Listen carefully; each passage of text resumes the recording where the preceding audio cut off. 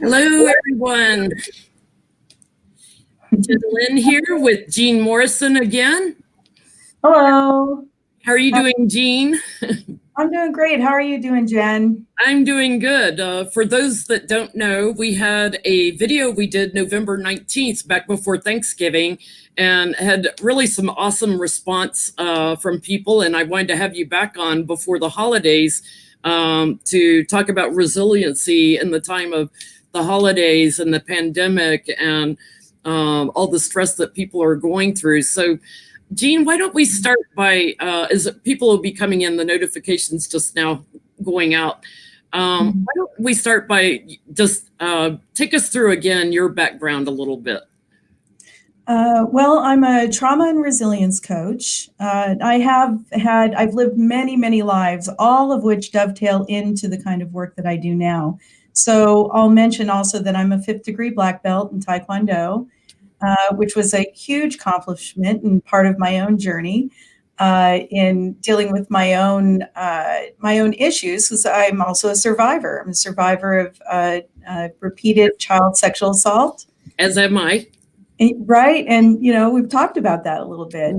But I've also written a book about the connection between sugar and stress and how that impacts our body and our mind. I'm a working behavior therapist. So I work with people with neurological dysfunction. Let me see, I'm trying to I got I was a 2-time Woman of the Year in 2000 and then in 2020. And just such a weird. You still haven't gotten your award yet because of the pandemic, right? No, it's available, but because of restrictions and just the way things are right now, it hasn't been really possible for me to get it. So I'm hoping some year I'll be able. But really, no, I received it, and that was fantastic, and that's really enough. Just the acknowledgement is enough. Congratulations, and just as a reminder to everyone, it's in the ticker that's going by under the screen, but in the description box below the video is all of Jean's contact information, her phone number, her email address, her website, and her YouTube channel, so you can check her out. Mm-hmm. Right. So, just to finish off my background, I've worked with victims of sexual and survivors of sexual and domestic violence for over 3 decades. And that's part of what I received the award in 2024. I've been doing free women's self-defense seminars for, about 8 years with a local assembly member. I should say Assembly Member Adrien Nazarian, because he's awesome. Not very many elected officials actually take a portion of their budget, set it aside to provide those kinds of services. So shout out to Assemblymember Nazarian in California. Awesome. Yeah. Jean is in California, for those that don't know. Yeah, so that's most of my background. I have worked a long time over the course of many decades. I hate to say it. I'm coming up on 59. Yay. Shout out to all those in our 50s. And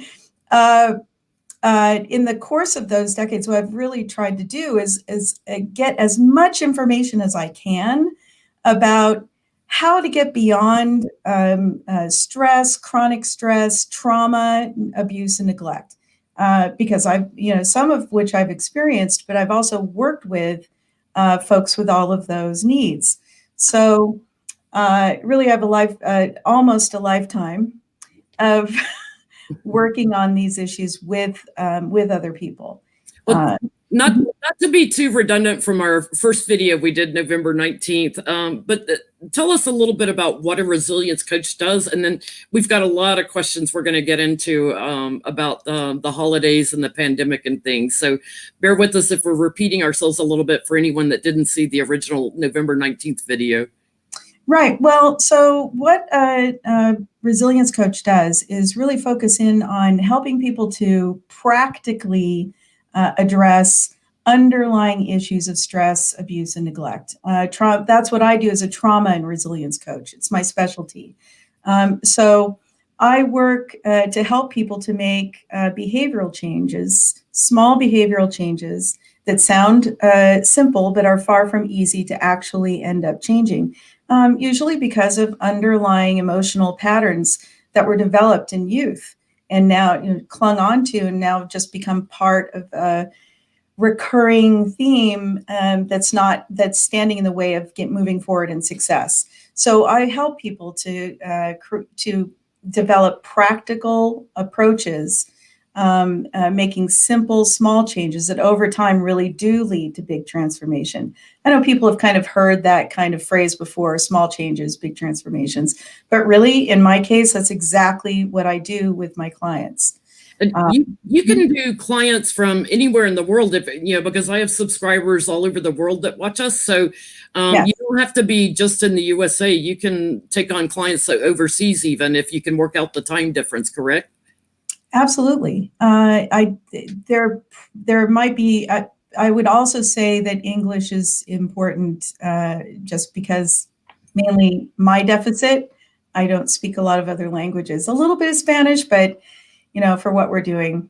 Yeah. So well, obviously, if they're watching me, they know English. Thank you, myself and I, for the super chat. And pardon me, guys, if I don't interrupt Jean when she's talking to acknowledge your super chats, but thank you. They're greatly appreciated. So what kind of people tend to come to you for resilience coaching?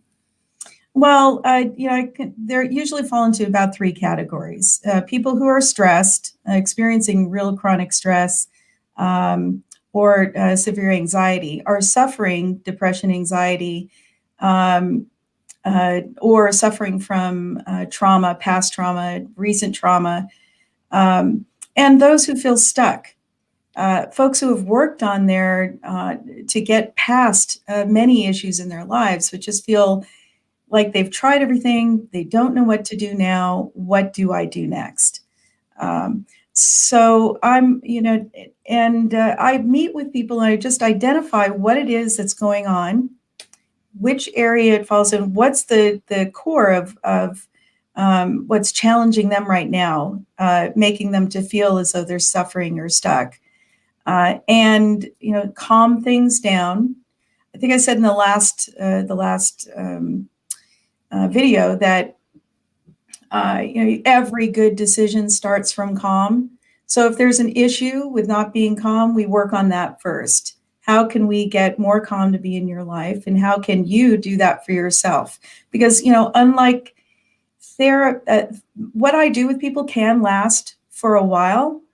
We could be working together for years, but my goal is really for people that I work with to graduate and be able to take what I'm giving them, the skills that they're taking away, and stand taller and stronger and more confident, be able to move on. It's interesting because we were talking before we went live about why some people can be more resilient than others, and find that ability to go within and move forward, where some people get stuck and can't take that first step. So it sounds like you're helping them take that first step to be grounded in this moment, to help them move forward in life so that they don't feel all that panic and stress. And exactly. When you go to see a therapist, I went to a therapist for many years, and there's a lot, mostly people go to see talk therapists, right? What I found in terms of talk therapy is that there's a real value to that, but after a while, going over the same territory again can tend to be re-traumatizing, and it does have a limit. And so what it is, I realized at that point in my journey that I really needed to be able to find some things to do every day, because my therapist was not available 24/7, and I was having issues sometimes 24/7.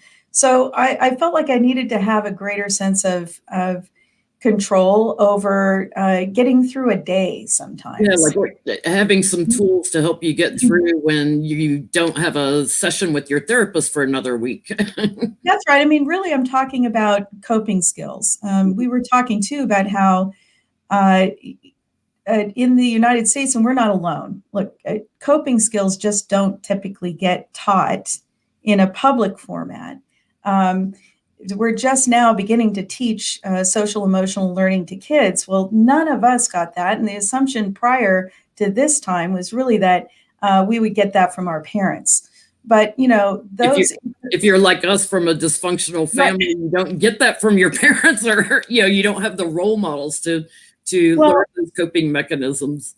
Right. I mean, and look, you know, if you go back, if you really research this a little bit, look, numbers of abuse, neglect, trauma, all of that is so high. And we're really expecting parents who never learned these coping skills themselves to be able to help their kids, right?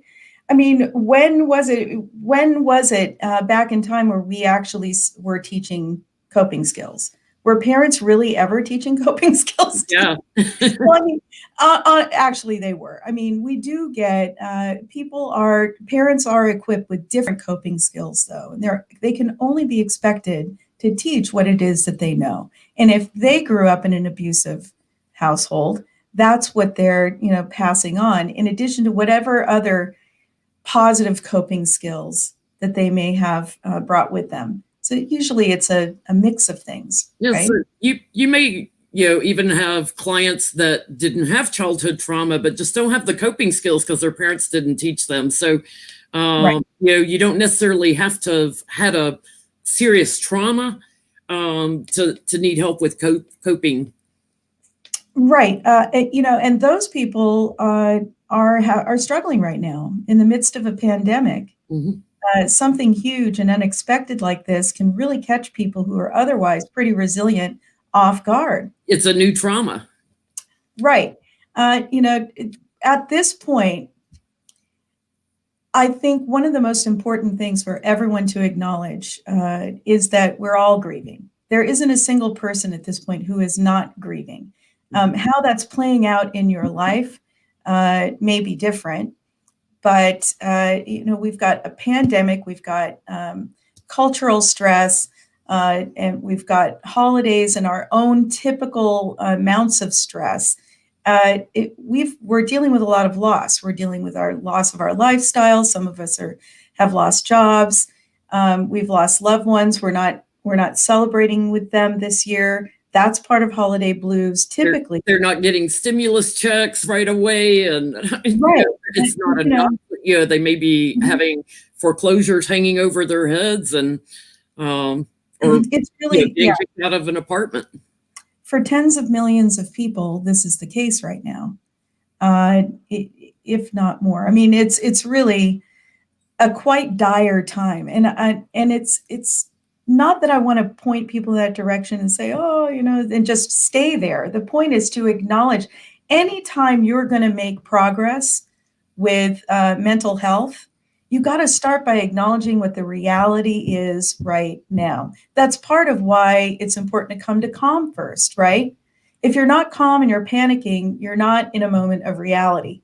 You know, is that the type of things you're seeing from your clients right now, what they're experiencing with the holidays and the pandemic and the political environment? Or are you just seeing like panic, or what types of things are you seeing with your clients?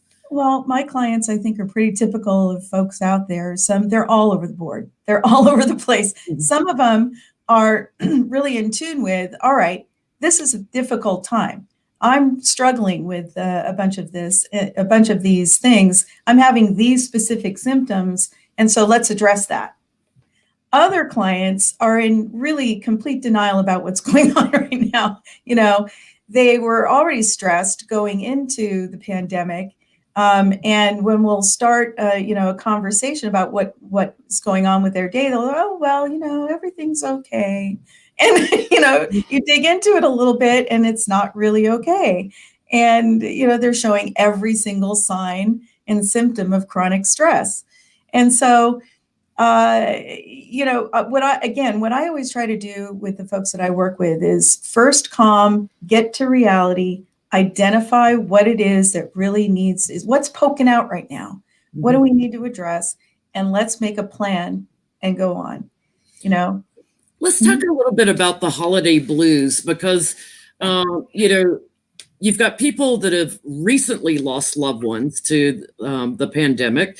You have people that have lost loved ones in previous years or this year or recently, that are coping with grief. You have people that are grieving over the loss of a job and things. What is the holiday blues?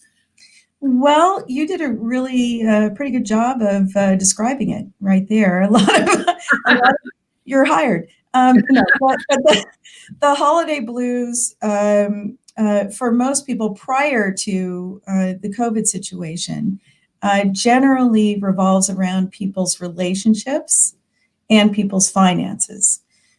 So they're typically in any typical year, this is an atypical year, but any typical year, folks would be usually looking around the holidays, remembering past relationships with people who are no longer with them, when they used to celebrate with those people and really enjoy their company. Others how are on the other side of the coin. We'll look back, and the holidays is actually some period of time that always brought grief to them. Really, holiday statistics on domestic violence are amazing. Whenever there's a big holiday, and also Super Bowl Sunday, there's more domestic violence.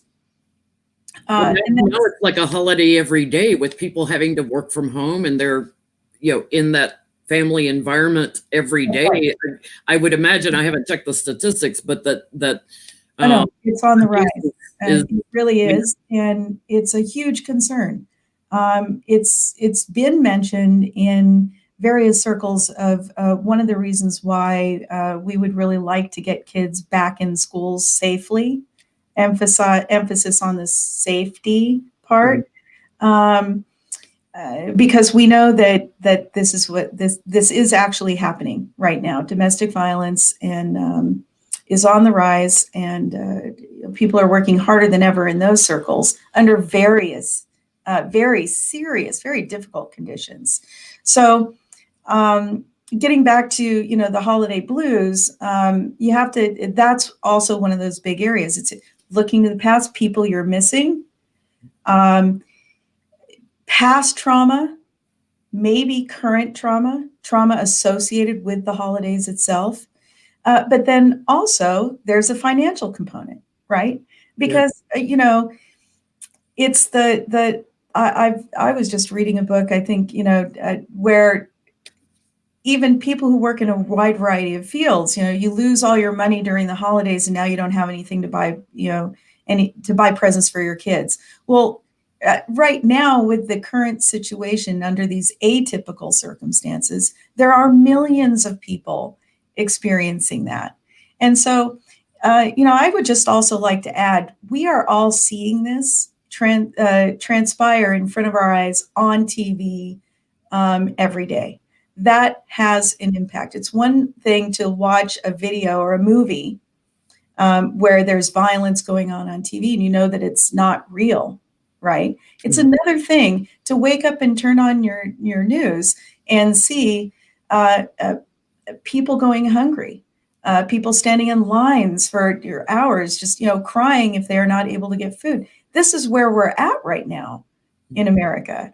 And, I think so. It's also important in this atypical year, people can acknowledge that we are all experiencing grief. We're all experiencing that loss.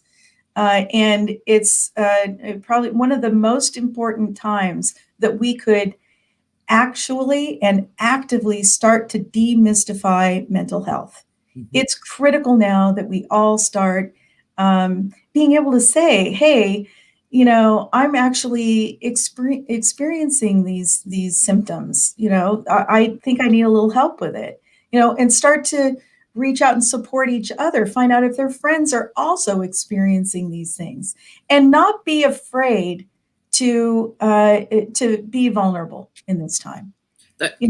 To me, one of the things that when we talk about why are some people more resilient than others, to me, the people that are the most resilient are the ones that wake up to the fact that they don't have all the answers and they reach out to someone that can help them. And I was lucky when I was in my 20s and I was healing from my childhood trauma. My father, I've talked about, was very abusive. My mother would sit there and watch it. They're both extreme narcissists. And, I was lucky that I took that step towards people that could help me, as well as I read a lot. I read a lot, and I had a lot of exercises, that I did to help me work through it.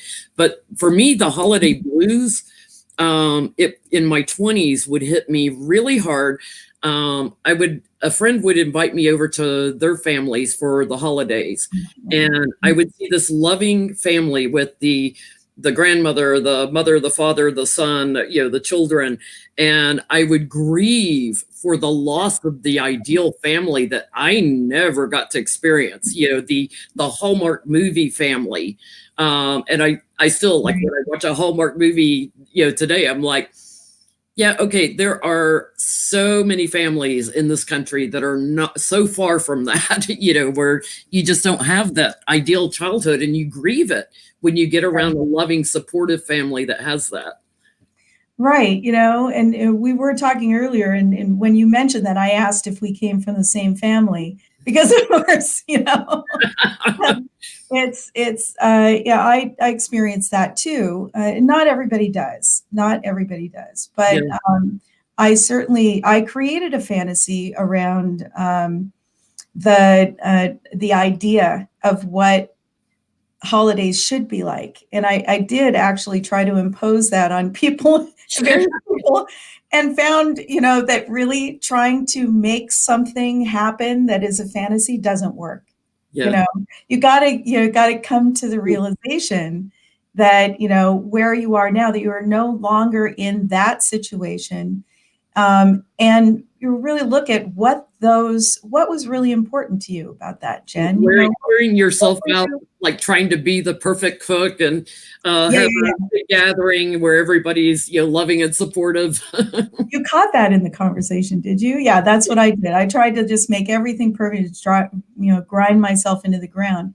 But I became a lot happier when I started to really dig down to the reality of the situation. First of all, the most important first thing to do there is to realize that that's a fantasy, that it's a fantasy that you can't address an issue unless you're cognizant of it. If it's you can't change the past. At some point, you have to find a way to accept that happen in order to move forward to heal yourself. That's right. So knowing that the past is there is part of accepting the fantasy, is that understanding that that's a fantasy and why that fantasy is there. That's reprocessing some of what went on with your childhood is important just from that aspect. In terms of what I do, we touch on those things, but we don't spend a lot of time talking out all of the details, because it's not actually necessary in terms of dealing with now. Yeah. Right. So, once you've figured out that what you're doing is actually engaging in a fantasy, then you can start to figure out where to go from there. Well, what was it about the fantasy that you created that really appealed to you?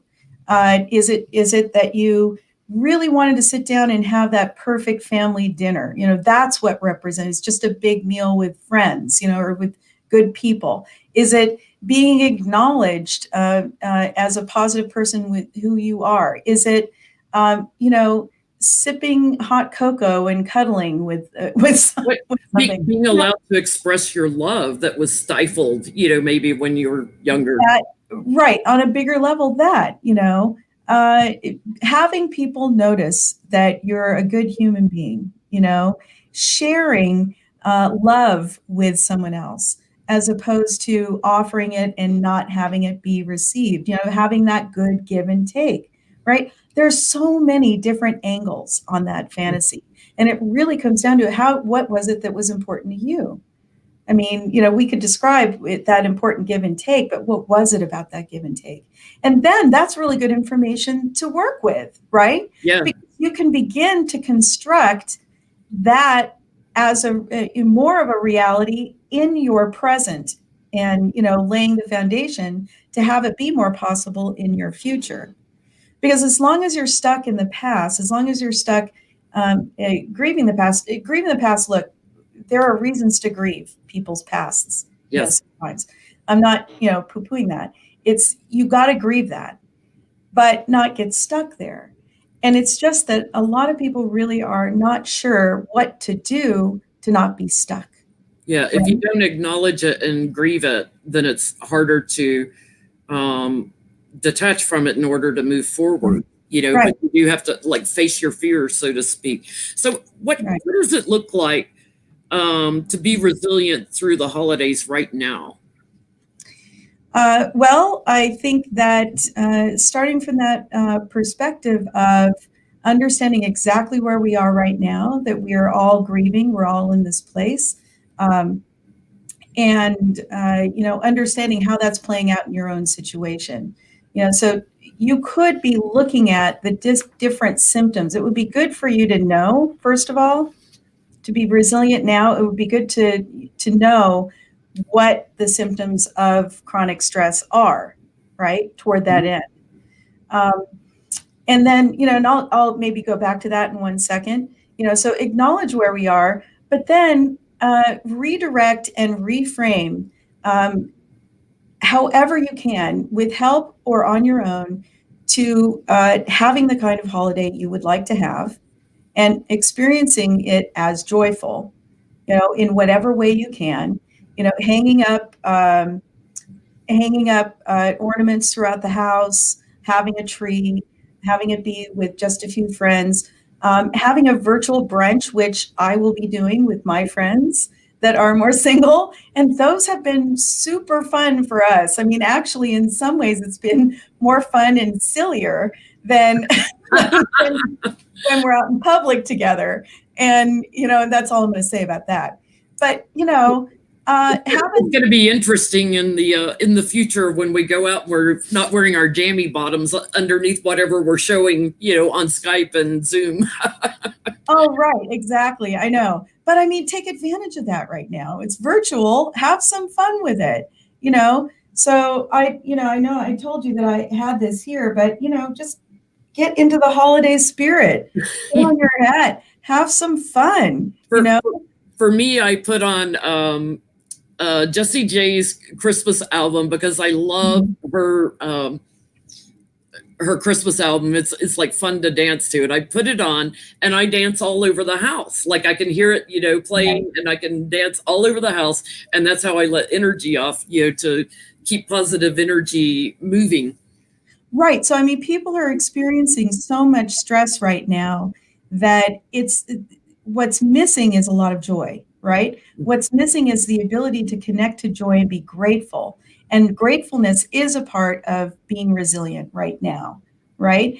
Enjoying what you can given these dire circumstances. And that's really a way forward. So I'm going to talk about chronic, but also one very other important thing. Being resilient right now also means that taking advantage of this opportunity in this moment to be able to set goals and keep your eyes focused on a brighter future. That's super critical. There's a psychiatrist named Viktor Frankl, who was in a concentration camp, survived the concentration camps in World War II. And he came out and he said that what spelled the difference between surviving or not was really having goals, was having something to look forward to, knowing that hell was going to end. And so, right now, I just did part 1 of a goal setting series for that purpose, to help people really look at how they can sweep away some of those underlying concerns, those things that make you stuck, so that you can be more successful at goals. And I think right now, considering how bleak it's been, putting on a Santa hat, getting a little bit silly with friends, all of that is really important. Even if you're grieving. So that was the next thing, like what kind of advice would you give to the people? We have someone in chat right now who's getting ready to lose another family member to the pandemic. And I'll put this all back on, but well, it's getting in the way of me being more serious. Yeah, well, when you're grieving, some people like, I don't know how many funerals I've been to where laughter like rang through. So sometimes, people express it through laughter and reminiscing. Other people express it through tears and sorrow. We all handle grief differently. But what is some other advice that you would give to people right now to help them through the holidays? Well, again, at the top of the list is really acknowledging the grief.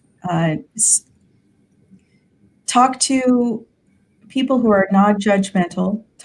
Connect with people who are going to understand. Not necessarily offer advice, but to be there and listen. Talk, cry. It's absolutely okay to cry. Crying is a release. Mm-hmm. Get it out as much as possible. That those people that are gone, we really have a hard time while we're living figuring out what death is about, right? And it's hard too when you have someone who wasn't even sick, didn't have a disease or anything, and all of a sudden, bam, they're gone from you. The reality is that death can happen to any one of us at any time. There are times like this when death is absolutely more in front of us because of a pandemic or because of disaster. But in reality, a plane could fly over. I'm in the path of LAX. A plane could fly over, lose an engine, drop on the house, and that'd be it. Or and that'd be in a car accident or something where it's sudden and it's very traumatic. Right. You never know. And it's confusing to people. Grief is super confusing because death is not grief too, but death is super confusing because one minute you have that person, you're talking to them, you're able to talk to them. Maybe you haven't resolved something, but you figure we all think that we're going to, talk to someone again and work things out, and suddenly they're gone. Right. And they're gone in the sense that you can't talk to them anymore directly. But those people, all the beings that we have ever come in contact with in our life, that we relate to in some way, we're all related anyway. When they're no longer here, they're still living in us. They still live in our heart. They still live in our mind, right? And as a medium, there's still, we can still have conversations with them. They hear us. We may not always hear them, but they hear us. But yeah, they live in our hearts. And so I think one of the most important things in terms of dealing with grief, the folks that I've dealt with grief, this is the hardest part. The inability to be able to converse, right? To connect, to communicate in that way, And so developing, I encourage people to actively develop different ways of relating to that individual that, that are healthy and that help them to keep remembering and being grateful for the time that they had with that individual, finding ways to honor that person, to keep that person's memory alive, right? All of those are healthy ways of moving through grief and being able to keep that person with you to the extent that it's comforting and helps you to move forward. Because, the last thing probably that a past loved one would want you to do is get stuck because of their death and not be able to move forward and live a happy life, So, but that's on us. We have to do that. And so there's not in one big chunk. I'm really not a proponent of sucking it up. If you aren't getting that from me, please, I have to interrupt for a minute and comment to someone in the chat room who's not liking the show because it's not a happy show. That's kind of part of the stigma of mental stress and mental illness, as well as grief and what everyone goes through and how they handle it. I want everything happy and I want to live in my own little happy world. Leave then. You don't have to stay in this chat room. There are other people who need to hear this message. So you can either leave or I'll block you from my channel completely. Bye-bye. You know, I mean, it's another thing of society putting pressure on us that we have to be happy and up all the time. No, you can have a low day. That's okay. well, so that gets back to the importance of demystifying mental health issues too. Um, yeah, I get that, you know, right now folks would probably rather keep things happy all the time. But I actually, in talking with you right now and sharing this information with people, I actually view this as an incredibly happy moment. Yes, we're talking about some very difficult subjects, but we're talking about a path forward. And in any moment where there's difficulty, there's opportunity. So what you and I are inviting people to do is really connecting to joy. And what could be happier than that? You're acknowledging a difficult time and acknowledging that, hey, all right, this sucks. This is a horrible situation. I'm in grief. I'm, you know, all this stuff, but still I know there are opportunities here for me to move past this, and I'm going to find it one way or another. I'm going to find it. And the thing is that you can't frequently find those things when you're doing that on your own, right? That's right. And there are people that are watching right now that may not be going through things themselves, but they have friends or family that need to hear this so that they can pass along some guidance or tips or advice to other people. So Well, maybe we can circle back for a second and go over those stress symptoms really quick. I was going to ask, what are the chronic stress symptoms, and where can people, start to address those? Right. Well, so by not ignoring them. Yes. It's just, let's be educated about what chronic stress includes. It's different from traumatic stress, but people who have traumatic stress, like I have a complex PTSD diagnosis, but I know how to handle myself, at this point. But chronic stress, we're all experiencing this right now. I'm just going to read you the list, and you tell me how many of these you've experienced. Okay. Extreme irritability. Mary's not afraid to express it either. Like I just did on someone in chat. Right. Well, I'm a Pisces, and I'm not really afraid of doing that either. We're just at the opposite. We're bookends. So, all right. So anyway, but extreme irritability, fatigue, headache, difficulty concentrating. Boy, that's, man, everybody I know, just like, I can't think anymore. What's wrong? Feel like they're in a fog. Yeah. Right. Difficulty sleeping. Big one. That's huge right now. I hear that all the time. And I've been having a very irregular sleep pattern lately. Mm-hmm. Right. Yeah. I have too. But I have a concoction I use. It really just, all over the counter. Works well for me. All right. So anyway, but also digestive problems and changes in appetite. Now, some of those symptoms I just read off are also symptoms that that are the same, that correlate with mental health concerns. All of these things are going up. Some of us are being pushed. Some of us who didn't have any experience, like you were talking about earlier, with managing stress, are experiencing those things now and saying to themselves, what the heck's going on? Yeah. So it could be symptoms of depression, or symptoms of anxiety, or symptoms of right. And look, I've experienced every single one of those the last 9 months at some point or another.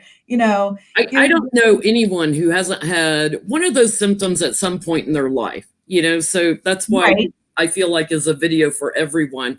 We all have certain times in our life that are more challenging, but the challenge is when it's chronic and you get into that and have trouble lifting out of it.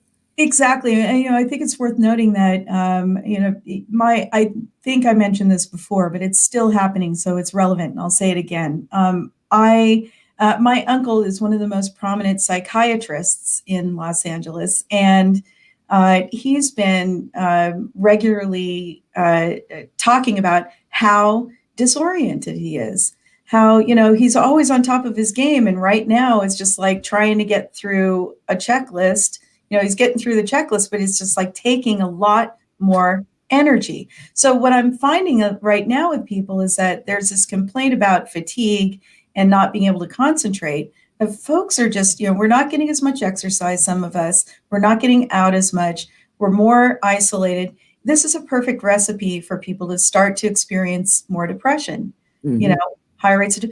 So it's really, this is our opportunity again to make connections with people who are non-judgmental, who you can talk to, and some of us will reduce our stress just by doing that.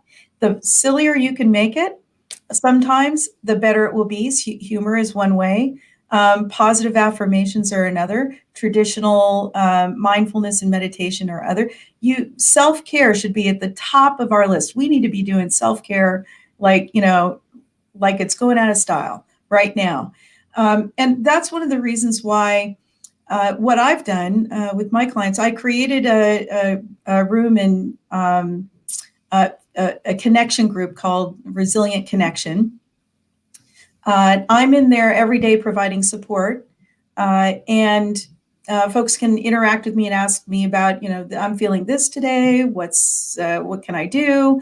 But once a week, we get together and we do a live, very unique stress reduction hour. We do a little bit of chatting and checking in with each other, but we also do a half an hour of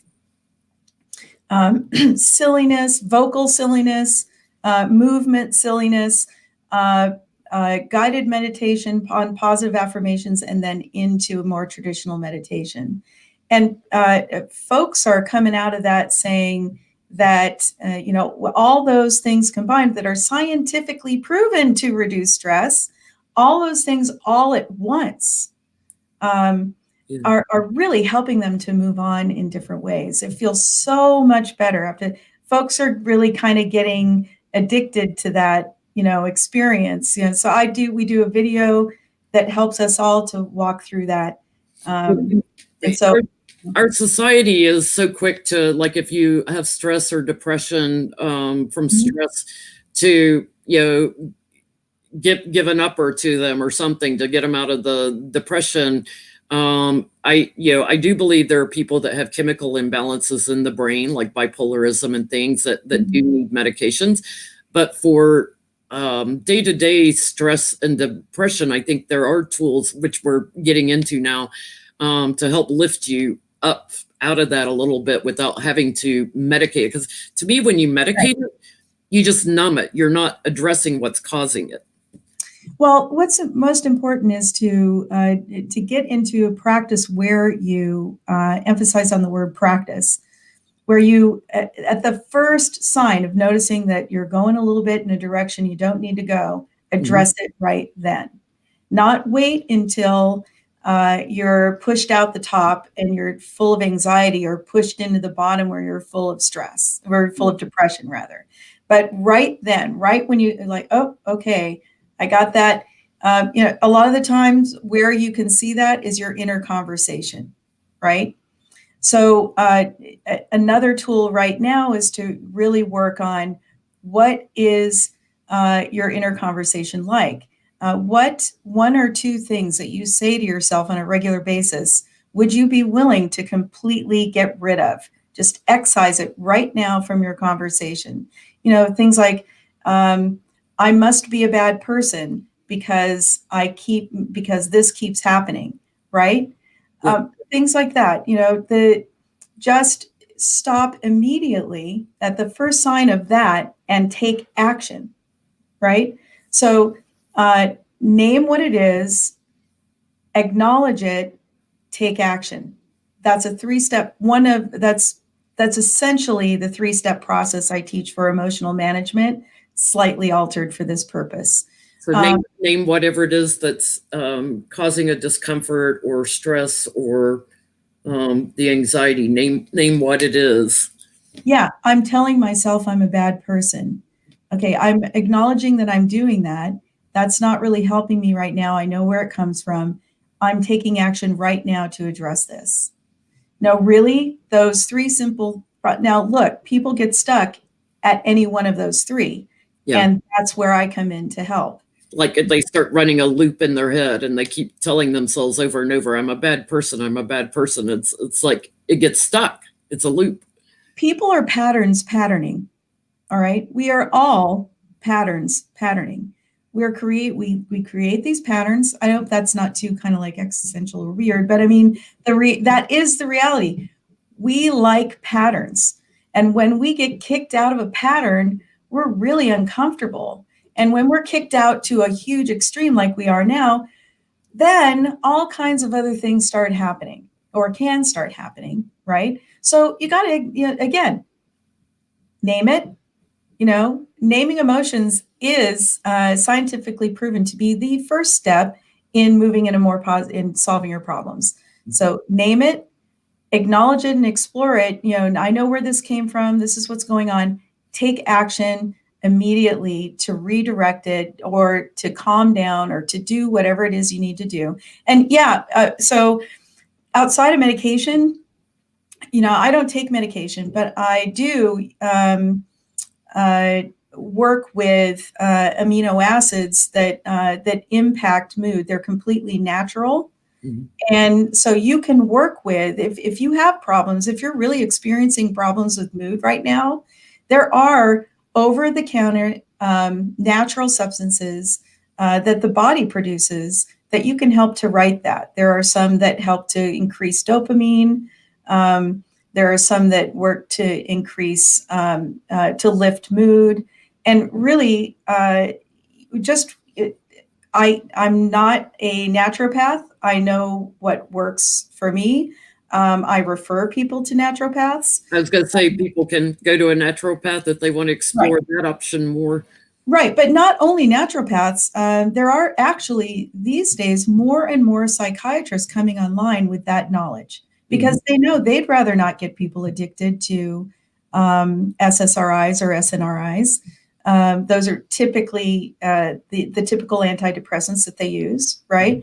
They say that those things are not addictive. Some are less addictive than others. But look, if they're calling getting off of it a discontinuation syndrome, then I'm just going to say, in my opinion, that's an addiction. And so, so look, there's over-the-counter things that you can use to soothe, things that are derived from tea. For instance, I was going to say tea for me is a big one.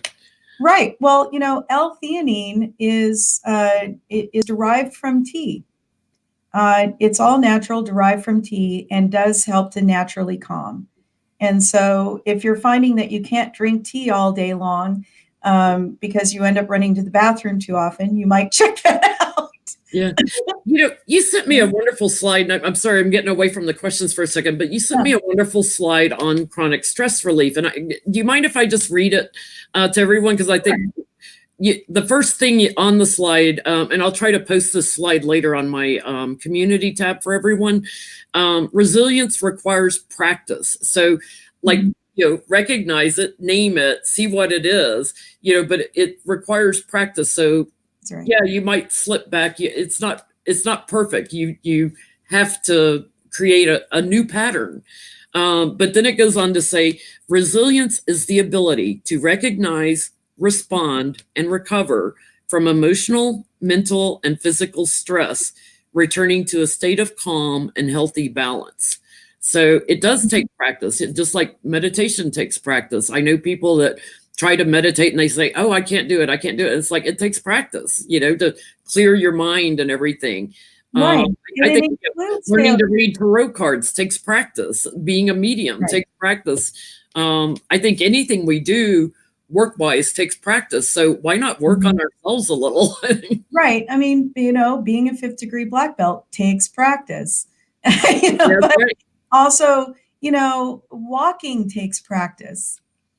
Right. Mm-hmm. So, I think sometimes people have the expectation that when it comes to mental health issues, because we've heard this idea of just suck it up so much that it must be that, that sounds easy to do. So I just, okay, fine. When I need it, I'll do that. But that's not it.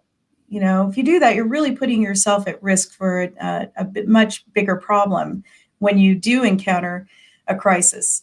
Mhm. So I thought I had sent you a different slide, but I'm so glad that I sent you that one. Yeah, you sent me that one, and also the resilience goals, which I think we'll get into here. So let's talk a Right. little bit about your training and how you help people who have experienced trauma or abuse, neglect, violence, or grief and loss. How do you help people, and what's your training? What are you able to provide to people that are going through different types of stress?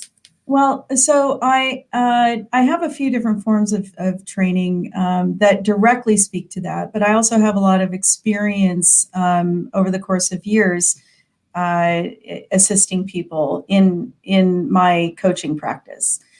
So I'm a board certified cognitive specialist. That means I have some kind of an idea of how people think and respond and the neurology behind that. I'm also, as a working behavior therapist, that's really an extension of that training. Mm-hmm. But I've also been trained in something called the community resilience model, which very specifically helps people to use their body, noticing things that are going on in their body when you're responding to stress or when you're experiencing something that's happier, right? And you just really that noticing it's somatic work, but that noticing is the step to being able to name emotions and walk through those 3 steps. So those are 2 forms of training. Also training as a 5th degree black belt really helps you to understand life skills in a different way, coping skills. You have to teach. I've had to teach, kids and adults how to cope with, sparring somebody standing across. If you know what sparring is, fighting. So you have to coach people. I'm terrified. How do you fight this person? Right. So those kinds of skills have also come into play. But I've worked alongside therapists and psychiatrists and psychologists, so I know where that comes from. I work as a team with other people, and I know what's missing from those elements. I've had an understanding, in other words, for over 3 decades of solving people's problems on a very practical level.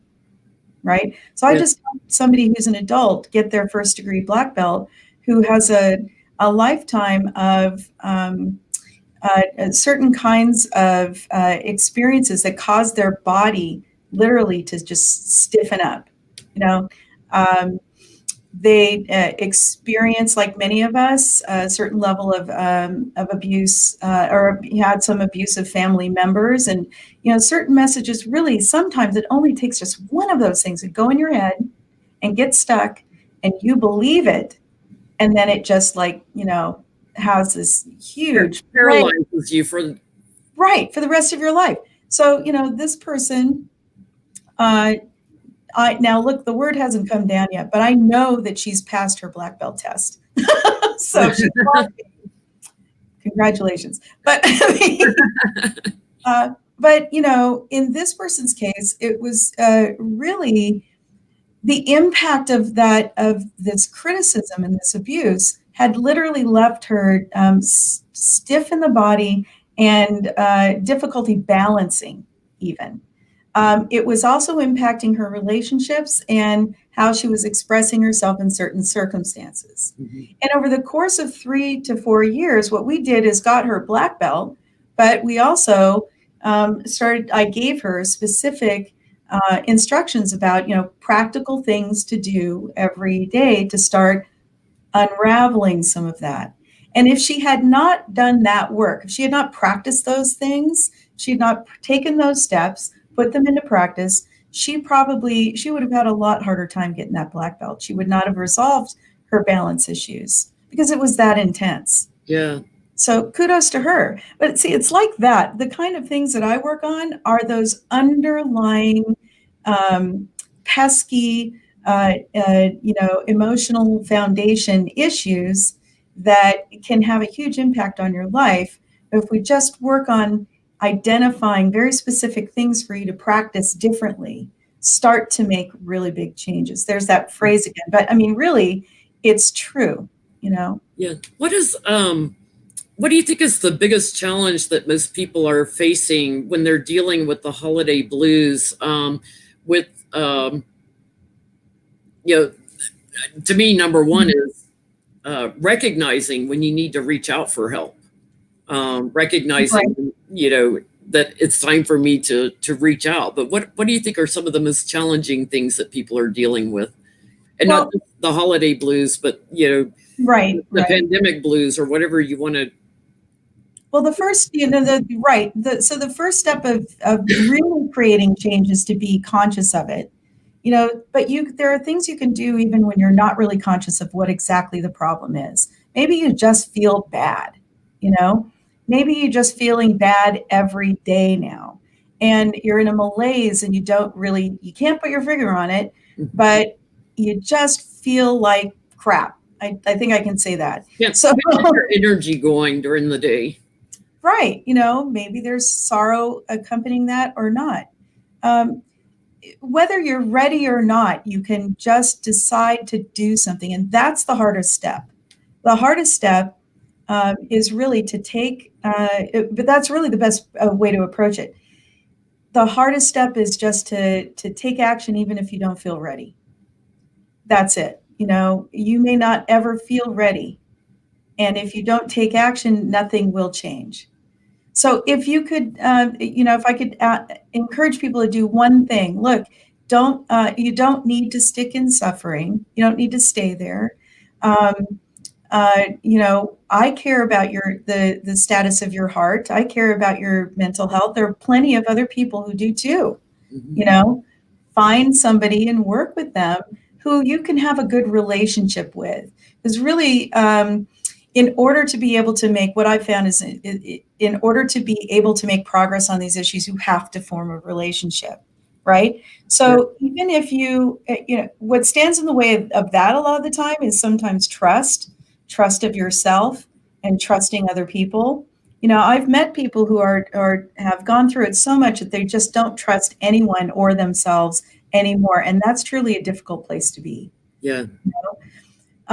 But that's where you start. You start by, all right, I know that things have been difficult in the past. Maybe relationships have been difficult in the past. But I'm going to take this step forward. I'm going to take one more. I'm going to not give up until I find a person who can assist me with this issue. And we actually did an exercise on this this past at my goal setting seminar, working on trust. It was just as simple as this. I paired them up in breakout rooms, and everybody sat and asked another person 5 questions. We had already identified a goal we wanted to work on. And so we asked, the first questions were just like, what's your favorite color? And, what are your hobbies? Just the kind of things, just typical, simple, I'm getting to know you questions, right? And then the last one was, are you an expert in this thing I'm trying to work on? Yeah. And so, and everyone came back from that and felt more confident that they have the ability to have to conduct a simple assessment of someone else that they're talking to. And if they could do that, then they can conduct a simple assessment of a potential coach or, someone who they haven't known before, but who could help them. And it also gets them in the habit of actually saying, are you an expert in this area where I need help? Because that is the first step a lot of the time, right? Yeah.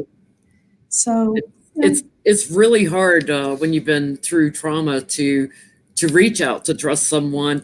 right. You sent me also a slide on resilience goals, and one thing jumps out at me. Practicing giving and receiving. I Right. know I gave too much like to overcompensate for what was stifled in my childhood. And it Mhm. was a hard lesson for me to learn how to receive. Right. I like overcompensate, like give of myself, my time, my energy, whatever you needed from me, I would give it to you. The shirt off Mhm. my back, whatever. Right. But it was really hard. Like I was into my 30s before I learned to put myself in receive mode every now and then and allow someone to give to me. That's Right. really hard, I think.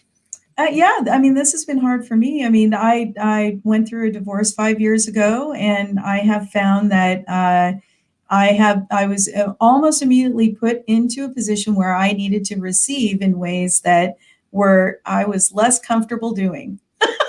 And boy, has that been good for me, and really, the pandemic just put that on steroids. So, I'm totally safe and sound. I'm so thankful that despite the fact that, the work that I was doing before is not the work that I'm doing anymore, but I'm doing the work that I love now. And it's really as a result of receiving, of starting to receive from people.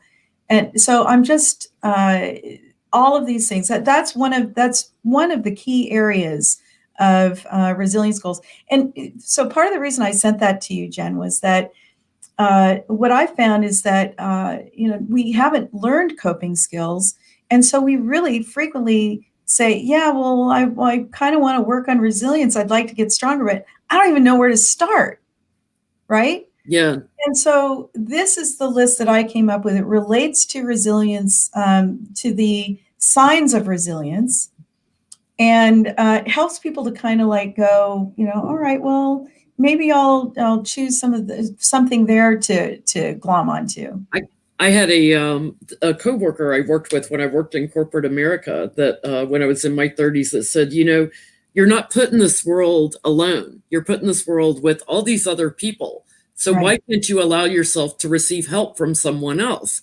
And I was like, Mhm. because I was like, oh, no, no, no, thank you. I don't need your help. No, thank you. Right. No, everything's fine. No, everything wasn't fine at the time. It was Right. like, Right. I had a situation going on at work. And so, it took this friend of mine that was a coworker to say, you're not put in this world alone. It's okay to accept help from someone else who's qualified to give it to you.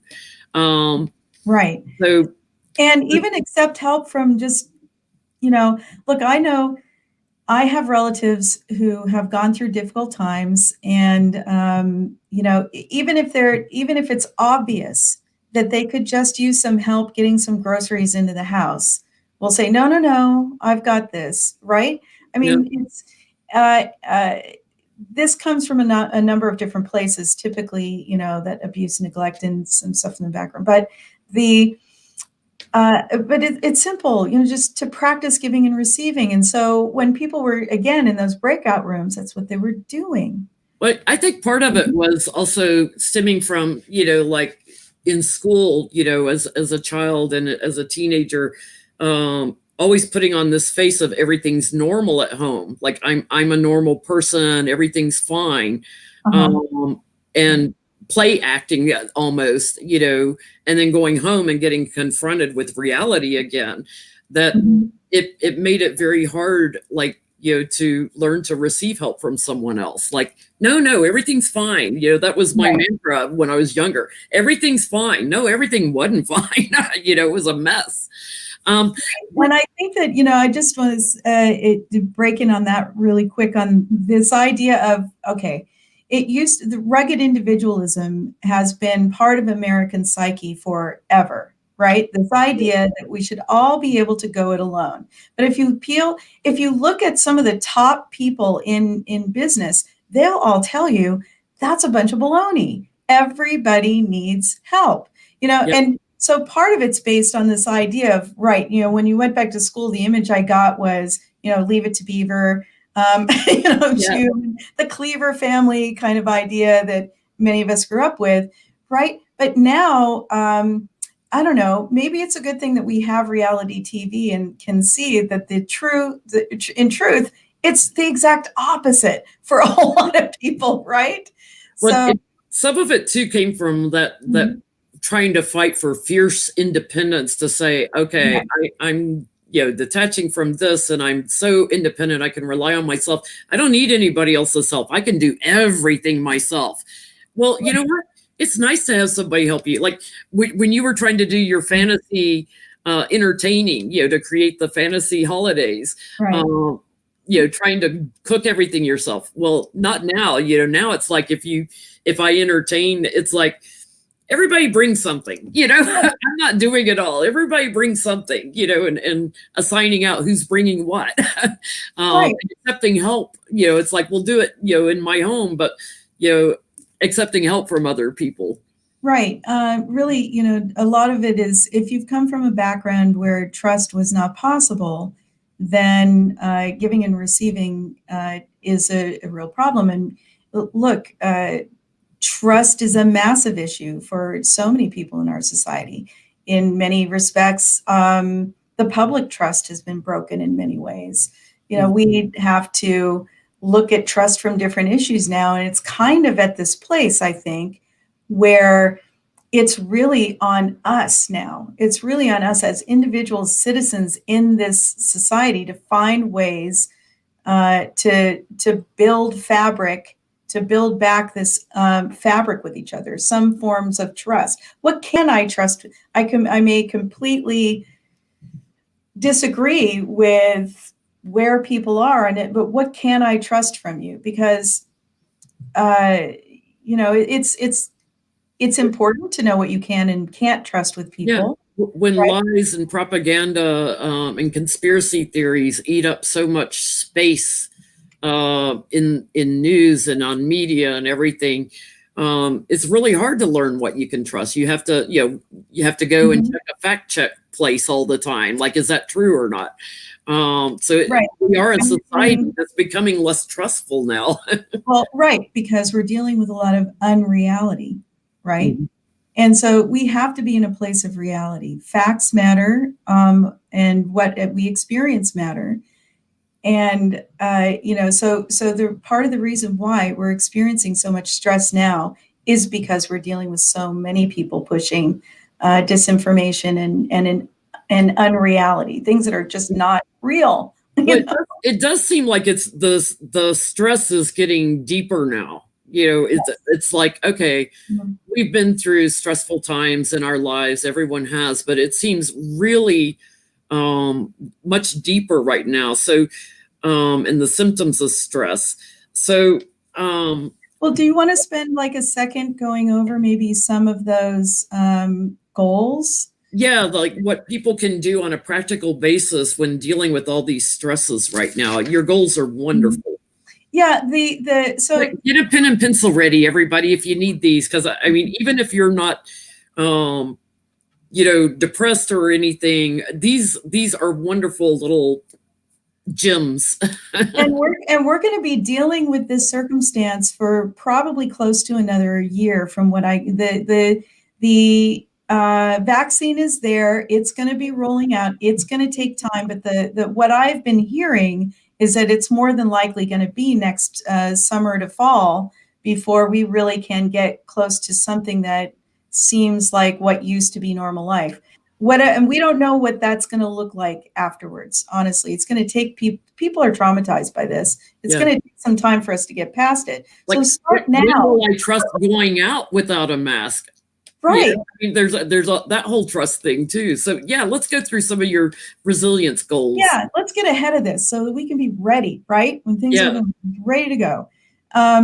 So you talked about giving and receiving, and we've mentioned practicing gratefulness. We've talked about gratefulness. So you can keep a gratitude journal. Keep a gratitude journal. It's a great way to practice gratefulness every day. Right. And I was mentioning redirection and reframing. Gratefulness is one of the best things to reframe things where you start to feel really bad for yourself, really sorry for yourself, really depressed. Redirection with gratefulness. And so really, especially if your confidence and trust is eroded, I would start with those two. I would start with, giving and receiving and practicing gratefulness. So the next four have to. I have to go back to gratefulness just for a second, to just from personal readings and as a medium. When you lose someone you love, whether a human, family, friend, or an animal, a pet that you love, don't diminish what you love. We all have things that we love. When you lose someone important to you, I always try to practice gratefulness that I knew them at all, that they touched my life at all. So when you're grieving as a part of the grief, like, you're going to have the tears, you're going to miss them, you're going to have some sorrow with it. But I also think about, what if I hadn't had the chance to know them at all, as already comes up. What if they, what if I hadn't known them at all? So I don't know if that helps anyone that's dealing with grief, but it's one thing that I try to do when I'm dealing with grief. Well, right. In those terms, in terms of gratefulness, I mean, we can't, it's great what you just said, Jen, because we can't be grateful for circumstances sometimes. We can't be grateful that we have a pandemic. We can't be grateful that we're losing loved ones or jobs, but we can be grateful for other opportunities that present themselves. We can, where we put our attention is critical to our mental health. Right. So we will grieve, and as we must, but a way to not get stuck in grief is gratefulness, right? Be able to trust that, that we will continue to love people, that we will meet more people to love. And we're, in a way, you're sharing that love that you got from someone else when you start sharing love with someone else who didn't even know them. Right. You're sharing a part of them every time, it's the ripple effect of love. You take what you learn and you share it with others, right? I love that. So those are practice giving and receiving, practice gratefulness. Okay. Right. Those are again, two really good ones for rebuilding confidence and trust, right? So, but if you are at this, if what's really coming forward for you right now as a result of dealing with stress is more like lethargy and absent-mindedness, then it might make more sense to focus on brain rest, getting a little bit more exercise, making sure you have hydration and sleep. All of those things are good to help to combat a lower mood. To lift up a little bit and to get back on track that way physically. Like, we're in the winter months, the holiday blues, like you go into the winter months, the days are shorter, the nights are longer. It's very dark in the homes and we're working from home more. It's very easy to get, down a little bit. So, for me here, when it starts going minus 20 degrees outside in the winter, I can't just go for a walk without getting frostbite. So I have to find ways of getting exercise in my house, if it's running up and down the staircase a few times or something, to get my energy, my blood circulating, my energy pumping. Yeah, exactly. And so, when diving into the specifics of these, that's some of the stuff that I help people with. In the Resilient Connection room, I get those questions sometimes. Well, and so we focus on it.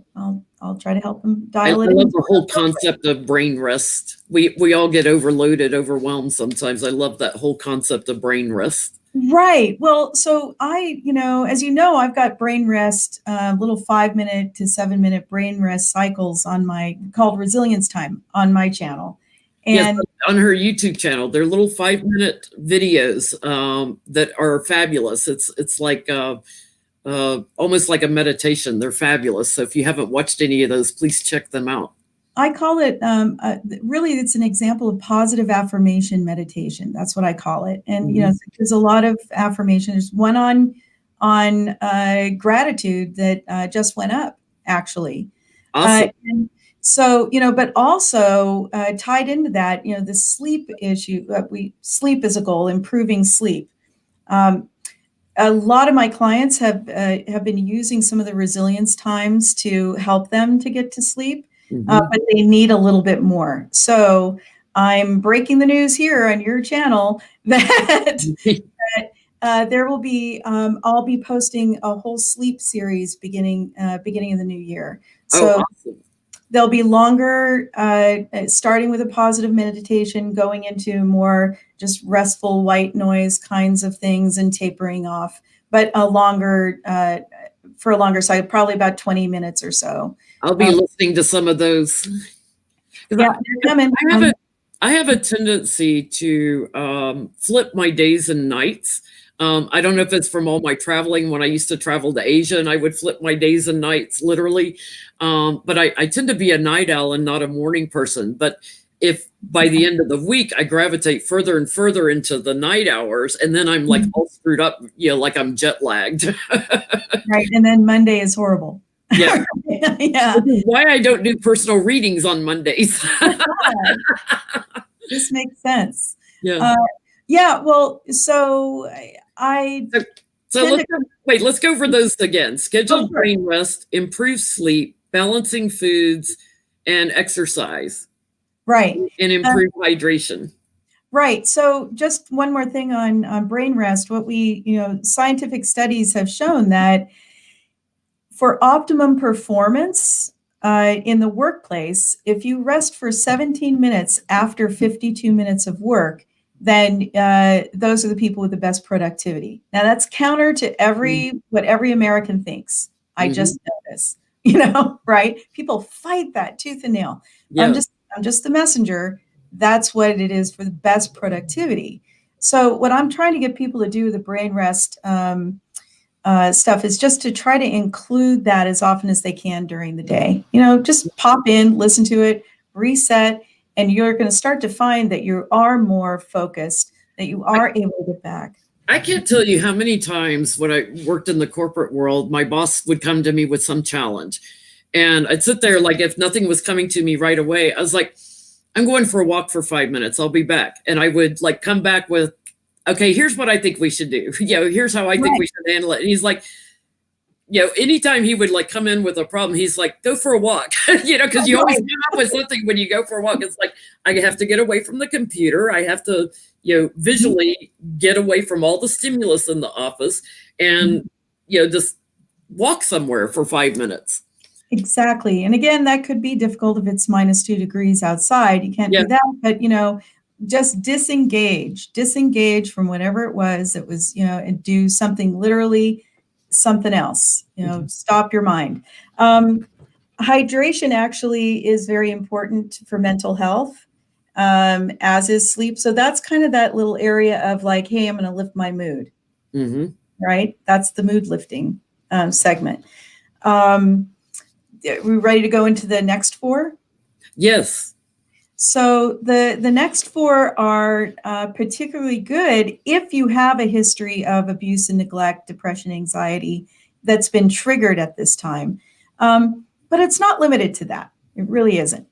So it starts with balanced supplementation. So a supplementation can mean anything from making sure you have a really good multivitamin that is meeting all of your needs as you develop and go through life. Your needs change. And maintaining that chemistry balance is very important. Balancing foods are, I know, so I think I looked that up, but you could also put balancing foods in the previous set and with this set. Balancing foods, well, it's the holidays. It's harder to balance some foods for people, but, and that's just typical. That's fine. But, it's okay to have once a year where you go on a sugar high for 3 days. It's the holidays. Yeah. We all have our New Year's resolutions. We'll get over it once Christmas is beyond us. Right. And so, I kind of hesitate to say that right now to people because I'm not trying to mess with your holiday traditions. But, beyond the sugar rush of the holidays, getting back to or getting to consideration about balancing foods is what I wrote about in Sugar Plus Stress Equals Sick, the book that I wrote. It really does, what you put in impacts what's going on in your head because your body is not separated from your head. We talked about that. Think about, children the day after Halloween. Oh my God, you can't get them to focus on anything. They're zooming around on the sugar high, for the week after Yeah. Halloween. So, that's why it's so important to keep everything balanced, and not be like one of those kids that's like, wow. Well, I think, people as adults think that somehow we tell ourselves, oh, well, I'll be just fine if I do blah, blah, blah, blah, blah, blah, blah, right? We just ignore it, not pay any attention to how it's impacting our body. But it really does, it's like, well, anyway. Like for me, this year I didn't do trick or treating, but because of the pandemic. But normally, I do trick or treating, and I always have too much candy. Well, in the old days, when I worked in a corporate office, I would take the bowl of leftover candy to the office and put it out and get it out of the house, so that I didn't create a habit of just gorging on sugar all the time. Now it's like, I work from home. I have for the last 2 years. So there's nowhere to take the leftover candy. So I have to be very careful and very disciplined how much I buy, and not to sit there and create a bad habit, because if I sit there and eat candy for 2 weeks, I've created a habit. Right. Yeah. And so, look, how everybody's body interacts with sugar and processed foods is different. But part of the reason why we have so much more diabetes in the United States is because of how much processed food and sugar we eat. But Yeah. the holidays is the time to explore rich foods, fun stuff, but just be mindful, because also the emergency rooms start to get, Everything in moderation. Right. Lots of water. All right. So anyway, back into this grouping, right? Mhm. A balanced routine, just creating a balanced routine. I'm going to do this at this time, this at this time, this at this time, and then sticking to it to the best of your ability is one way to start to feel like you've got a little bit more control over things that are happening in your life. And so, if things are really feeling out of control now, that might be a place to start. That is one thing. Anyone with children or grandchildren in their home know the doing school from home completely upset everyone's Yes. routines. And even if like you were working from home and you were okay with that, you throw the kids needing to get online to do their classes and everything, it really played havoc with routines. So if someone needs help setting routines, that's something that you can coach through too. Right. And also parents don't have quite the experience that teachers do in shutting things and catching when things are going wrong. So I've just been talking to a bunch of parents out here in Los Angeles recently about how they're having to take away phones altogether. Because the teenagers have figured out a way Yeah. just to not do, grades have plummeted because they're spending their entire day talking to each other on their phones and not, when they appear to be doing right. So, I think it's really hard on teachers. My neighbors are teachers, but they have small children of their own that have class. And so they're not only having to schedule when they're teaching their students, they have to make sure their own kids are getting online for their classes. It's like, okay, how many computers do we have to have in this house now? It makes it very challenging. We're only touching on the kinds of pattern disintegration people are experiencing, right? We're patterning, and we don't like change as a result. And we've had nothing but change, and people are doing their best to get through this, but it's hard, and we have to acknowledge it. So getting a balance, recreating a balanced routine is a place. I know that a lot of people have had to do that already for everyone else, but maybe you need to do this also for yourself. How do you do something for yourself, take all that insanity into account, but feel like you've got a little bit more control, right? That's hard. Also, reframing and redirection. That's part of what we were talking about in terms of when you have grief, and redirecting some of And your we're not attention. talking about the day after someone passes away. We're talking about as you're working through it over weeks and months. You have to go through, there are various stages of going through grief, and you have Right. to get past shock first. And but really, in the United States in March, we were going through shock. Yeah. So this Out of redirecting is more for, once you've dealt a little bit with the grief, like, you're beyond the shock and. Right. But even in the reframing and redirecting in the moment of grief is in the moment when somebody passes, you have to allow some of that grief to come out first. You have to allow the immediacy of the moment to go, and be in a position of receiving energy from others. Yes. And then there will be a place where reframing and redirection is going to be very important. That's how you get back to healthier thinking when the time is right. And so, but even if you're experiencing grief in one area of your life, but you have another area of your life that's impacted by that grief, you might use redirection for that. People are complex. They're usually not dealing with just one thing. Yeah. Right. So finding a way to do that is where, you might need a little help. How do you do that and make it work given honoring your circumstance? Especially, like there was someone in our chat who's lost several family members during the pandemic. So when you keep having an onslaught of grief over and over, that's got to be taking a toll. We are in a pandemic. So yeah, there are multiple family members that are impacted, and trying to find ways to reframe it and redirect it is challenging. Well, reframing and redirecting when that kind of circumstances is not going to work for a little while, probably. Somebody like that is dealing with traumatic stress. Yeah. Traumatic stress is a deeper dive, and you would need some additional. It's serious. It's serious. It's important to take seriously, and it's important to get help. And so for that person who's had several family members pass, if you're not working with someone right now, I hope that you will reach out and find someone. And if you feel comfortable reaching out to me, please do.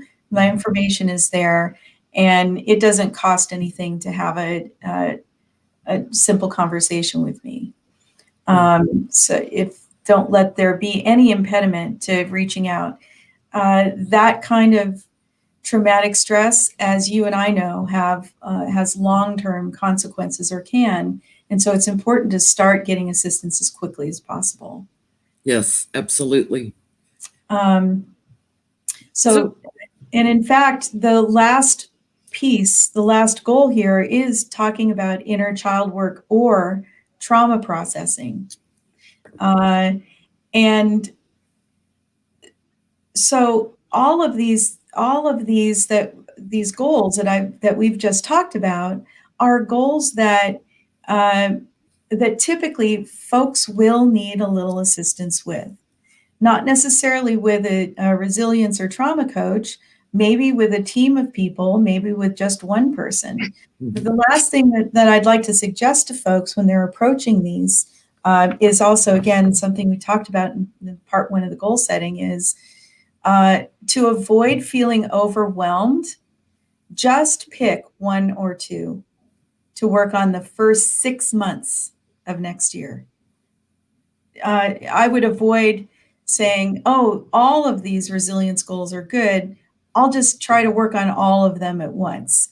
That's really, you will soon find that you'll be like the bulk of Americans who give up their resolutions in the first 2 weeks.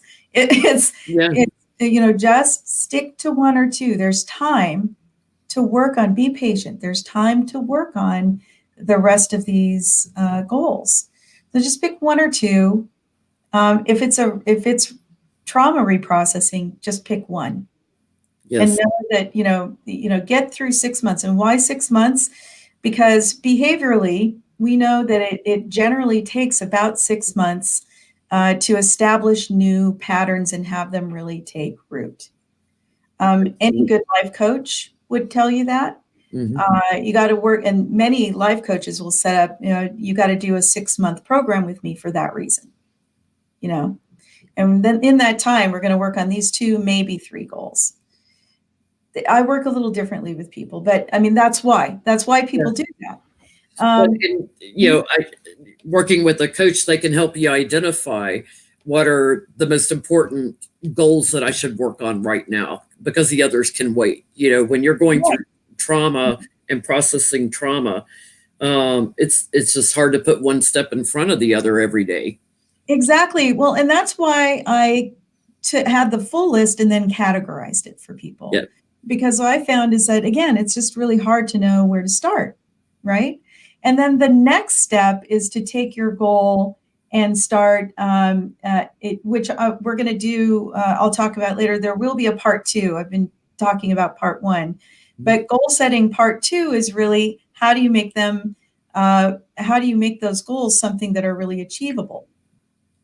How do you set them up for success? How do you really narrow it down so you know exactly what you're working on? How do you be able to track that success, and how do you celebrate little steps forward and keep patting yourself on the back as you go, which is really important, as it turns out. We don't pat ourselves on the back nearly enough.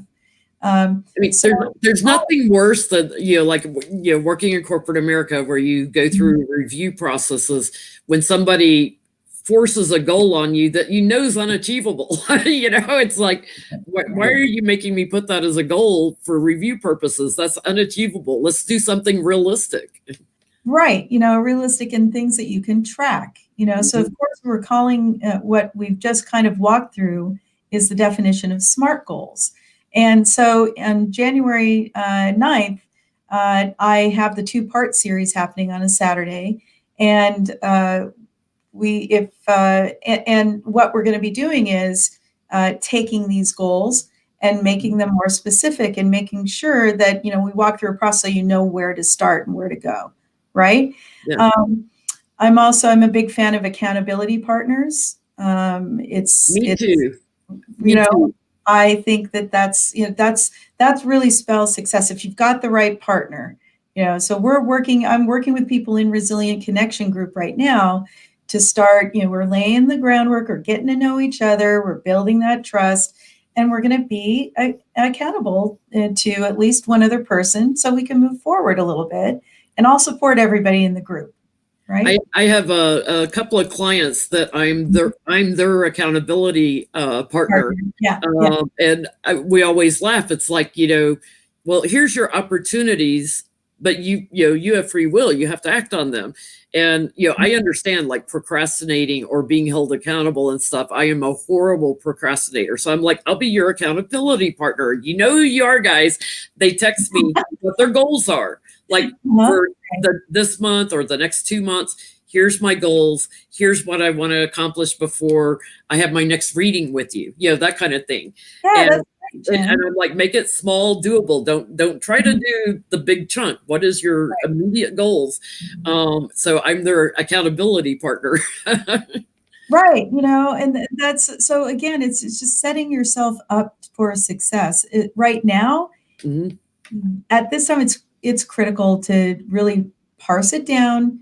Don't take on too much, just enough, and help yourself to move, to feel successful, to feel like you can trust, to feel like you can trust yourself, to have a little bit of success right now is really important. Along with, getting back to, we're really talking about, the holidays and all of this too.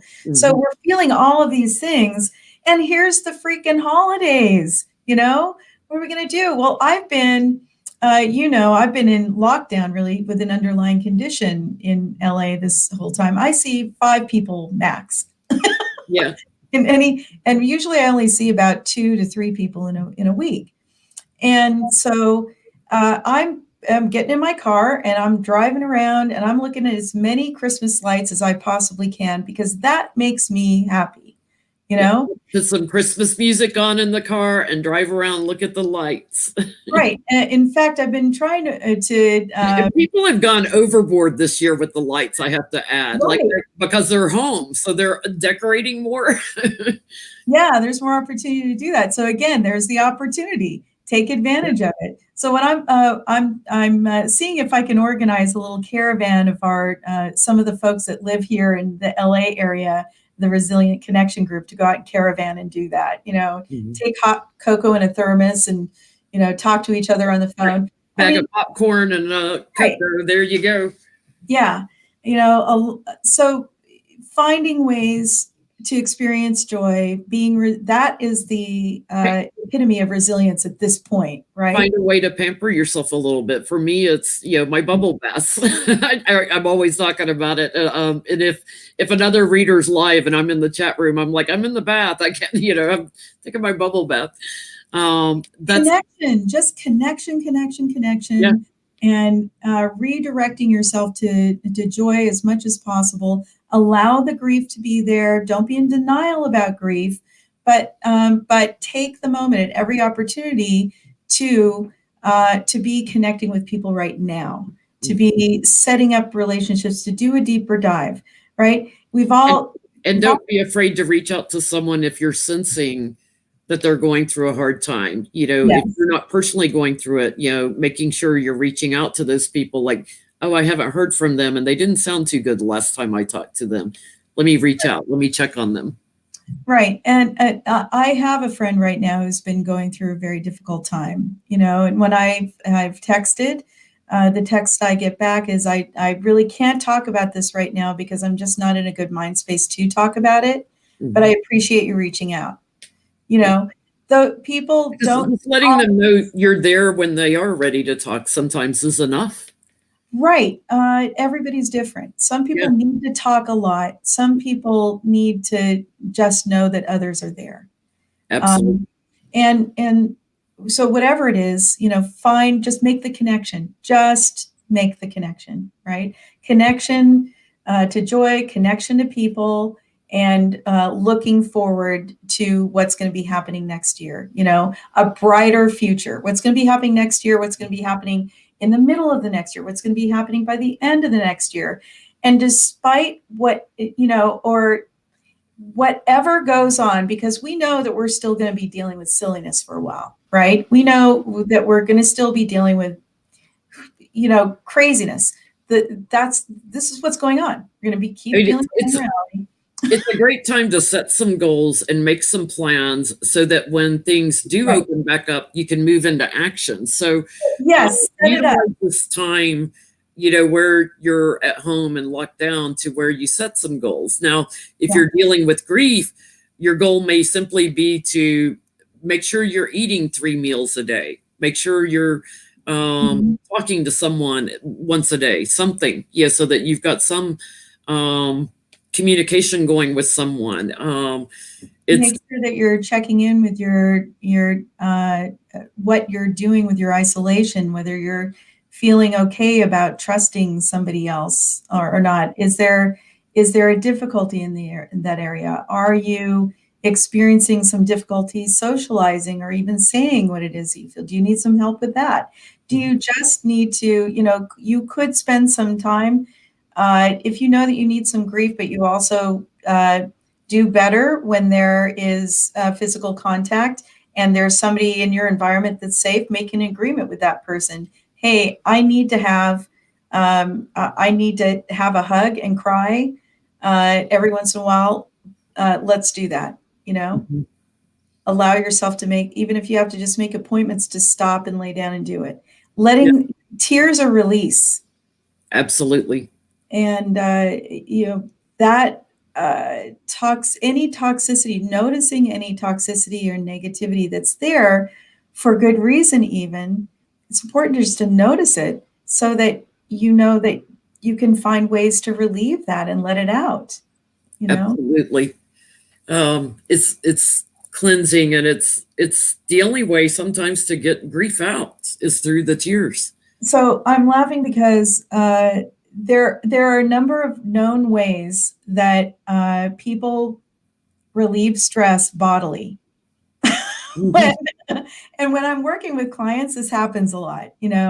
It's not just tears, but people tend to, you're talking with people and people start, you've just gone through talking about something kind of emotional or very emotional, and then yawning starts happening, and burping and farting and all sorts of things start. Oh, well, the bodily noise, they become musical. I call Yes, you know, expressions in the body change, the way that, all of that starts to happen as we release. Those are all really good signs, right? So you can look at tears as being something that are sad. And yes, we have focused on things that are sad here, but we're focusing on them again as a means of getting past them, getting through them, allowing them, not denying them, allowing them and moving forward. So, this is the perfect time right now this year. So I'm so glad you asked me on now. We're almost through this season, but, and we're almost through this holiday season, and we're going to be entering into this newness, right? Yeah. And some of us are just done with newness in some ways, right? Some of us are like waiting for the change, like, come on, bring the change. Right. We're all in different places at this. But the most important thing is that at least some of that change in front of us could visualize it positively. Mm-hmm. One trick that about goal setting is that if you just write down your goals and you do nothing else, you're way more apt to actually achieve those goals. So I love to do Post-it notes on bathroom mirrors and the refrigerator, because you're guaranteed to see those multiple times a day. So I have a tendency to put things on Post-its, whether it's a mantra or a goal, things that I'm trying to manifest in my own life. I put them on bathroom mirrors and on my refrigerator because I'm going to see that multiple times a day. Right. We are talking about manifestation and about capacity building, right? There are plenty of folks wondering why they just don't have as much capacity as they might not have in the past. And I think we've really covered a lot of the ground of why that is now, right? But so now, having acknowledged it, time to manifest something a little bit different. Time to manifest just whatever area is feeling a little weak, or and look, if you're really good at resilience and you're doing okay at this period of time, you're taking care of yourself on a regular basis, then by all means, turn around and give some of your attention to someone else at this point. Because I guarantee you, if you may be handling resilience just fine right now, but there are a whole lot of people around you who need some help, Yeah. Well, and I want to talk briefly too about families that have lost loved ones, whether to COVID or to other things this year, that can bring on the holiday blues. There, a lot of times in a family, there's one person that says, I have to be strong. I've got to be the backbone of the family to get us through this. And that person usually needs the most. That's right. And I know what you're saying. It's the people who stand up and say, I'm going to be strong, are frequently the people who are the most vulnerable. Yes. To some mental health. Everybody needs help. If you take up the position of being the strong one in the family and everybody else accepts that, then you're giving and never receiving. That's right. And so for those people that are doing that, make sure you're putting yourself in receive mode occasionally. Let someone come to you and let you cry it out and let out your grief, or taking some time for yourself, put yourself in receive mode. Because I worry about people that do that. I see it a lot when I do personal readings. Right. And there are times when that's entirely appropriate. It may be that person at that moment is just the one person that has those skills who can do it. Can hold it together for the family, but at some point, right, they need to take time for themselves. And maybe they can't. Maybe it's the case that the rest of the family just isn't really capable of giving to that person. Maybe they what it is that they need to heal after that. So if you are that person, I really highly recommend making sure that you go out and find somebody who really can give to you. Yeah. You know, Even if that, it's someone outside the family, if you don't want to burden your family, find, a friend or someone you can talk to make sure that you have the time to grieve also. it has not been my experience that any one family has all the skills necessary to be resilient all the time. That's right. It has never been my experience. I haven't found a single one. I've never found that boy, did my fantasy idea get busted. Yeah. But also not just mine. I mean, I literally in working with people, you see that nobody's family has all the skills. No one individual has all the skills. No family has all the skills.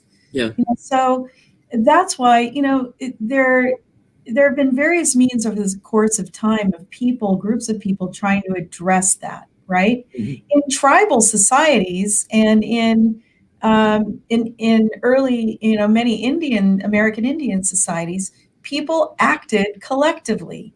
They knew each other, they shared. There was, look, I'm not making it a panacea. There can be other real problems in terms of equality and stuff like that.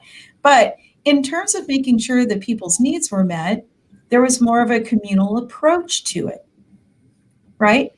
And right now, we've been spending decades being individuals and separating as much as possible, right? People Yeah. have talked about this all over the news. This opportunity right now, ironically, as separate as we are, we have this tool, this virtual tool to be able to connect, right? So our opportunity right now is to find ways of doing that, to meet each other's needs in this moment, right? You really do Absolutely.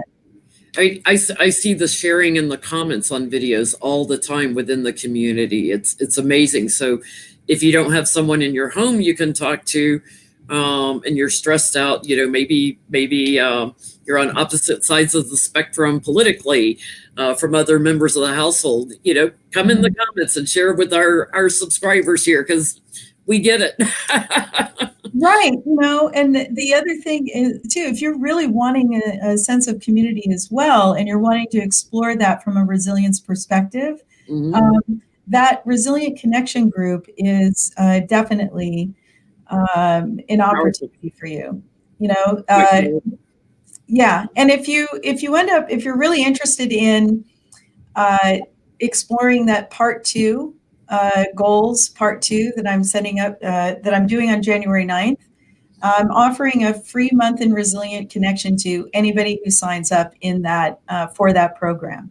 So Yeah, we'll make sure we have them. let's talk about that for a little bit because you had a part one right Just before Thanksgiving, I think, or no, it was last weekend. Okay. Mhm. So can they sign up for part two if they haven't taken part one? Yes, absolutely. And if they sign up, I'll also make sure that that everybody gets uh, part one sent to them because it was recorded. And you can go through. There were 3 exercises that we did. Some of them I've mentioned here today, but it won't take much time to go through that, and you'd be ready to go into part 2. Okay, so they get it as a prep for part two. Yeah, if they sign up, once they've signed up, then we'll send it to them. Okay. So y'all can visit her website if you're interested in that. That's again down in the description box of this video. You can click on that and go to her website to see about the events. If There's a they there's a want special link for the events on there. it is. It's called. It's overwhelm. I'm sorry. Overcomeoverwhelmnow.com. If Yeah, you go there, yeah. So you'll it's sign up for the event. Jean has her website, which is DIYresilience.com, and then I did put the link in for the overwhelm. What is it again? I'm overwhelmed now. That link is also there, and it says for events, so you can click on that link if you're interested in the events. Right. So you'll get part one sent to you, and you'll also get a free month to check out Resilient Connection. See if there's people you can build connection with. I highly recommend subscribing to her channel just for the little 5-minute brain rest videos. They're awesome. And You I'll be know, watching for the sleep help ones. yeah, there's also there was a post I did after my last appearance with you on grounding techniques that has been the most watched so far. Oh, wow. And that really provides you with a whole bunch of ideas that resilience coaches and therapists use to help you to ground when you're in a panic. You know, when you need to come into the present moment and get Very back to calm. Yeah, you're So, having a panic attack. You need to, yeah, check that out. yeah, And if you end up, if you liked this information, subscribe to that channel because I could use some more subscribers. But also, I'm just getting started in this field on YouTube, and but I post regularly, so there's always a new resilience time every week, and I'm coming out with new posts. I'll have a new post on goal setting shortly. yeah. I think a while back, after we did the video in November, I shared one of your videos. I'll try to make sure I go in on my community tab and share another one for everybody so they can find you easy. Oh, good. Yeah, that's DIY Resilience channel. And I notice, I know when I search just resilience, a bunch of like building sites and things come. I don't know. It's interesting. You But gave some great tips in our first video together. So I highly encourage if you're feeling panicked or frustrated or anything, watch that first video too, because Jean gave some wonderful tips in that one. thank you so much, Jen. I really appreciate your support. I mean, it's been really helpful as I start to get out there and do this kind of work with people.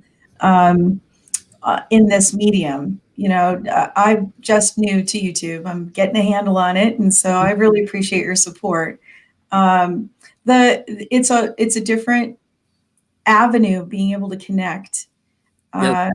Resilience, I think, sounds so simple to people all the time. It sounds like, oh well, yeah, sure, But I think over the course of this live video, probably folks have understand a little bit more why it's difficult, why each one of those things is to do. And everyone's different. So, how you work with each person, is based on their needs, their specific needs and where they're at. We're talking about unlocking potential, living a happier life. All of these things are goals that people want.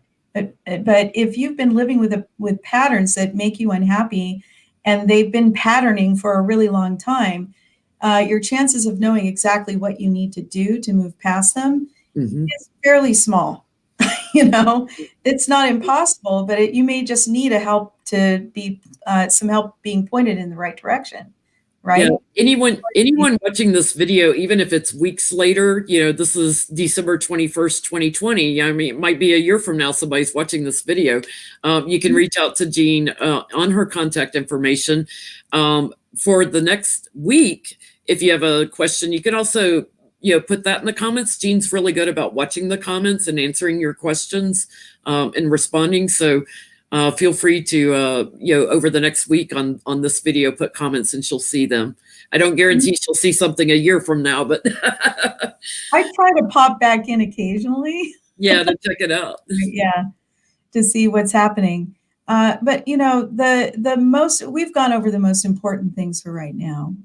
Really, there's some things in the first video you guys can watch where she talks about how do you choose, a life coach versus a resilience coach versus a therapist, and what they each do and how they work together. So you can watch that video if you want to see a little bit more on that if you're not sure, or you can just email or call Jean. She'll talk to you.